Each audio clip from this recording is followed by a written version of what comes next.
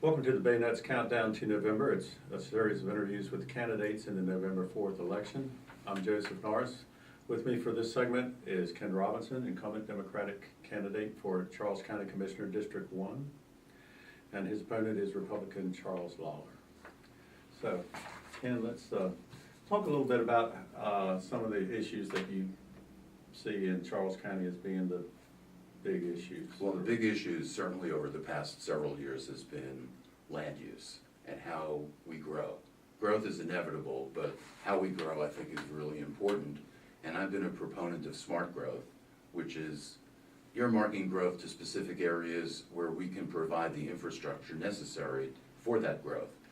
Education is related to growth. We have school overcrowding. We're fortunate that just this past August we opened up a new high school which has alleviated overcrowding at the high school level, but that's just a start. Transportation, because we have over 60% of our county residents leave the county every day to work. Many work for the federal government in Washington, D.C., Northern Virginia, and the basic metro region. So transportation, infrastructure, growth, education, those are probably the biggest issues. But for me, they all come under the umbrella of quality of life. Now, there's been a lot of talk, I've heard quite a few people say in my short time, I started covering the commissioners in February, I think, about the 3-2 vote. Seems like there's a lot of 3-2 votes in the commission as it is right now. Talk a little bit about that. Sure, and I've tended to be on the minority part of the 3-2 vote, so I'm used to losing. But by the same token, I don't think there's anything wrong with good, honest debate and having a split vote. I think that way every opinion gets shared with the public.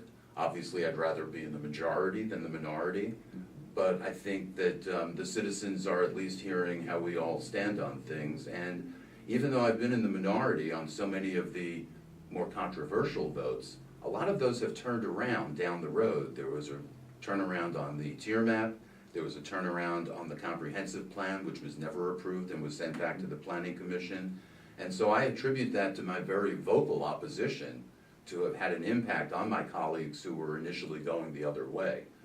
The 3-2 gets the headlines, but if you really look at all of the votes, probably 70% of the votes are 5-0, and probably another 15% are 4-1, and it's really just a small minority that are 3-2, but granted on the issues that tend to get the headlines. Such as land use. Exactly. Of that nature. Now, you talked about the comprehensive plan. Why is it taking so long for the comprehensive plan to? Well, it's had a long, rocky road over the past 3 years. It was actually supposed to be the 2012 comprehensive plan.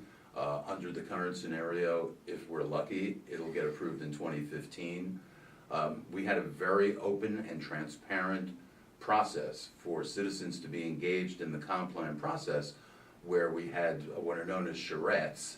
Some have called them charades, where citizens can engage and give their input, and planning staff and our consultants then narrowed it down to 3 different scenarios, then went to then narrowed it down further to 2 scenarios, and at the end of the process, the development community realized they did not yell loud enough and suddenly got organized and got very well organized, and I give them credit for that. I think that's part of the democratic process, and basically started to hold things up. However, when it came down to public hearings, it was very overwhelming that the citizens did not want a comprehensive plan that was essentially written by developers, and that's why we came to the screeching halt, and it's back with the Planning Commission and planning staff, and it probably will get to the new Board of Commissioners sometime in September of 2015.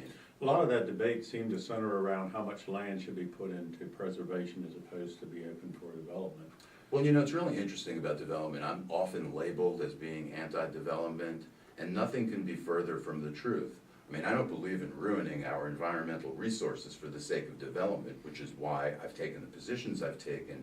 However, in Charles County, we have so much that can be redeveloped. We have a lot of blighted areas, especially in places along the 301 corridor, as well as in the town of Indian Head, that we could spend a generation redeveloping before we'd have any need for more land to develop. Also, I believe that the way to redevelop those lands is to offer tax incentives to companies that are willing to locate there. We're starting something like that in Waldorf with the Waldorf Urban Redevelopment Corridor. We've created an office, we have a director. It's the area that's essentially, boundaries are Route 301 and Old Washington Road on the north-south corridors, Acton Lane in the northeast-west corridor, and Route 5 Leonardtown Road in the south. And we're hoping to give Waldorf a sense of place, a downtown, if you will. And we will be working very hard to attract companies and retail that go hand in hand with the demographics of Charles County. We are one of the wealthiest counties in the country, yet we don't have enough of the amenities that go with those demographics. And I think that the Waldorf Urban Redevelopment Corridor will be a good first step towards that. But like I said, there are other areas in the county that need tender loving care as well. Mm-hmm.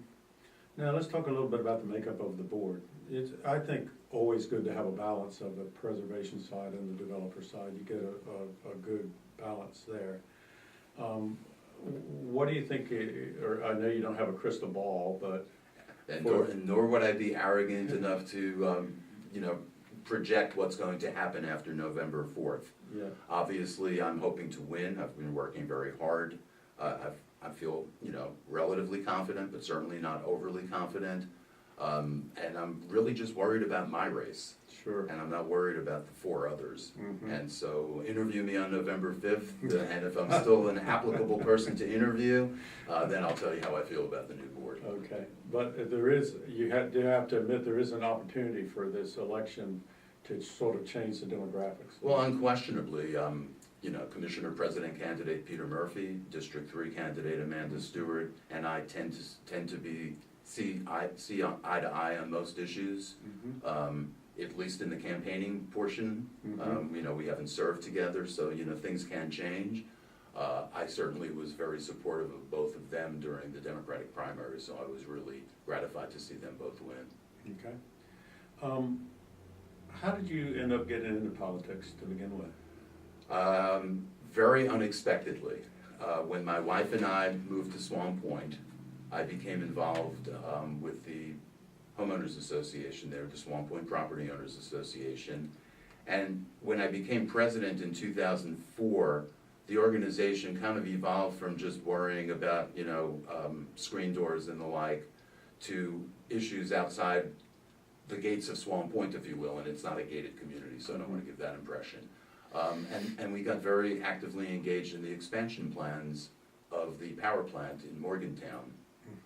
Both from the environmental aspect of it as well as the aesthetic.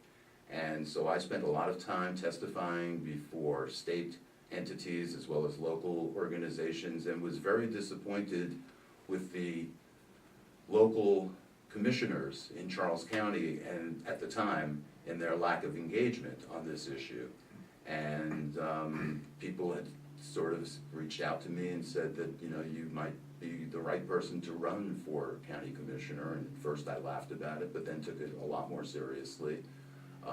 Never run for a political office before? No, never did. Never was on my radar. Mm-hmm. So, in 2010, at age 50, whatever, I kind of reinvented myself. And I can say that of all the jobs I've had, and I've had a pretty varied professional background, nothing has been more important than serving the citizens of Charles County. It's kind of an interesting role county commissioners play, because you have more access to the public, say, than a president or a congressman who only have limited, to me, in my mind, limited access to the people they serve. Well, and that's been very important for me. My background is media, and then as social media became possible and expanded and everyone was suddenly engaged in it, I have utilized social media to be as transparent and open and being able to react to citizens as immediate as possible. And basically, like for example, my Facebook page is pretty much a 24/7 town hall. And so I know a lot of folks say they want to be transparent when they're elected. I have done my best to actually be that. And not only during election cycles. That's commendable for a politician. Well, because I don't consider myself a politician. I still have a hard time feeling like I'm under that description. Mm-hmm, mm-hmm, And I'd rather consider myself a public servant. okay. Well, I want to thank you very much for being with us today. It's my pleasure. I appreciate the opportunity to speak with you and in turn speak with the public. And all I can ask is that you get out and vote on November 4th. And hopefully if you are satisfied with my record, and I'm proud of my record, that you'll vote for me. Thank you, Joe. Thanks, Ken. Good luck to you. Thank you.